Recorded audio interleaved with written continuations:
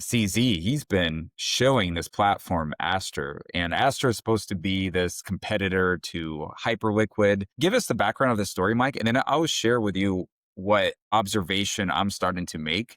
Aster is a kind of a merger between two protocols, one of which was backed by EZ Labs, which used to be Binance Labs. So essentially, they're a decentralized perps exchange that is, a head-to-head competitor with Hyperliquid.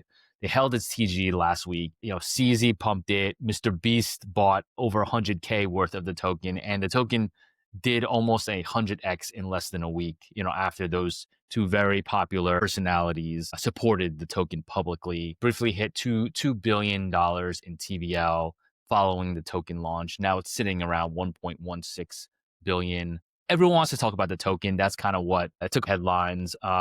There's an interesting innovation here. For the most part, these perp dexes, right? We talked about how Hyperliquid mostly uses USDC as its primary stablecoin. So Aster's innovation allows users to employ yield-bearing assets as margin for perps trading. So they're allowed to both earn passive yield on the same capital that they use for active trading. So that kind of gives them multiple income streams using this single platform. So that's a very interesting incentive. But of course, when you got CZ backing, you got MrBeast backing it, that token's certainly going to do very well. Yeah, that's what it showed with almost 100x in just a few days. Yeah, so this is the chart that shows the differences between Aster, Hyperliquid, and DYDX. I'm sensing a pattern here, Mike, and this is beyond just crypto, just tech in general when it comes to global power. So we have Tesla, right? You could say it's Western Hemisphere.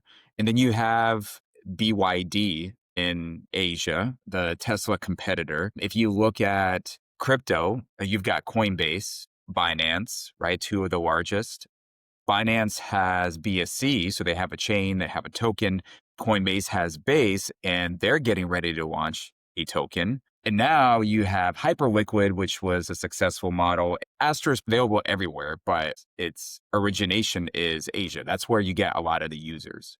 And so if you have a successful model, whether it's in the East or whether it's in the West, you just have to replicate it in the other part of the world and it'll be successful. We like to think of crypto as being such a decentralized global 24/7 industry, but those, it's no different. It's no different from regular tech. I mean, there are a lot of, the geographies absolutely matter, right? You talked about USDT, and how much that was used, on Tron in China and in Southeast Asia.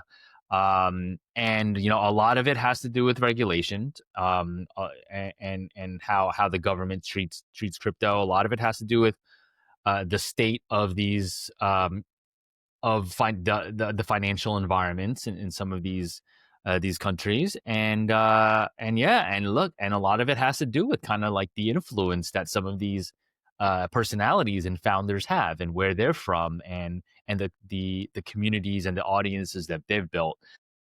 If you're a founder or operator in Web3 and want to connect with others like you, head on over to networkspotlight.io and apply to become a member. See you on the inside.